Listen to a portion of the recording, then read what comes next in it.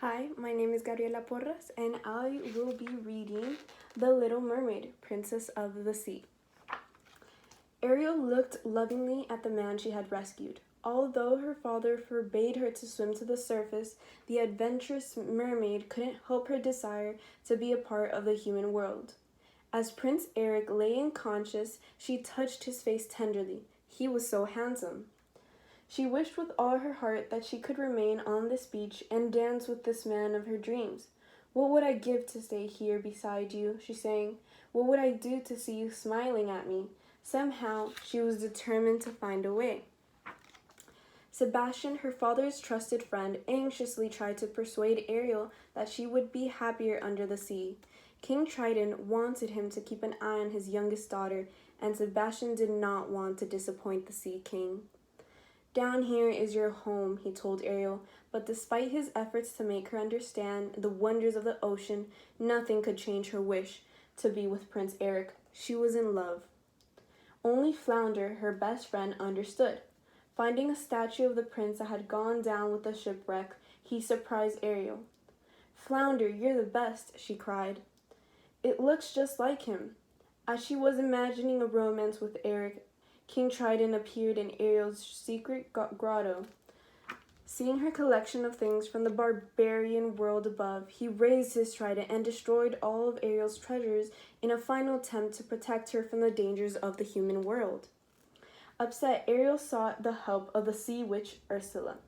In exchange for the mermaid's voice, Ursula transformed her tail into legs. She would remain human only if she received a kiss of a true love before the sun set on the third day. Happy to be human at last, Ariel wiggled her toes excitedly while Sebastian watched in shock.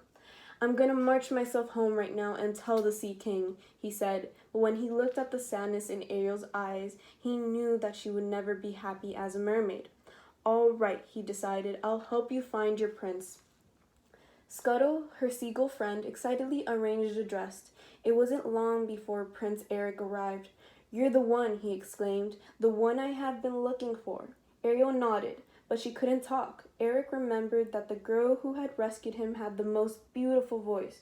"Oh, you couldn't be who I thought," he sighed. Still, he helped her to her castle, and when they ate dinner together that night, Ariel made him laugh for the first time in weeks.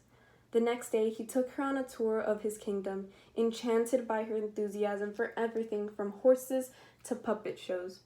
She pulled him eagerly into a dance, and she was thrilled when he let her take the reins on the ride back to the castle. Impressed and surprised by her fun-loving nature, Eric thoroughly enjoyed his new guest. Sebastian decided to create a romantic mood that evening as Ariel and Eric rowed together in a quiet lagoon. With soft music and moonlight on the water, the prince found himself leaning to kiss Ariel. Suddenly, Ursula's pet eels tipped the boat. Hypnotizing Eric, the sea witch transformed herself into the beautiful Vanessa, pretending to be his mysterious dream girl. She arranged a wedding to make sure that Ariel's plans for love would fail. Scuttle gathered creatures of the ocean to help him stall the wedding while Flounder pulled Ariel to the ship. As her friends tugged a magic necklace from Vanessa's neck, Ariel's voice restored and the spell on the Prince Eric was broken. He ran to his true love, relieved that she had been the girl he wanted all along. But their kiss was too late. Ariel had become a mermaid once again, and Ursula pulled her into the water. "I lost her once. I'm not going to lose her again," yelled the prince as he dove into the depths of the ocean. Using strength and the power of true love, Eric destroyed the powerful sea witch. As he lay exhausted on the shore, Ariel watched him from afar.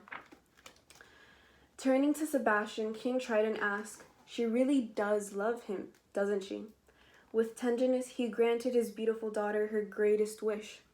As Ariel married her prince, she finally knew true happiness. Sebastian, Flounder, and Scuttle applauded with all the creatures of the sea as Eric kissed his bride under a rainbow colored with joy. Thank you.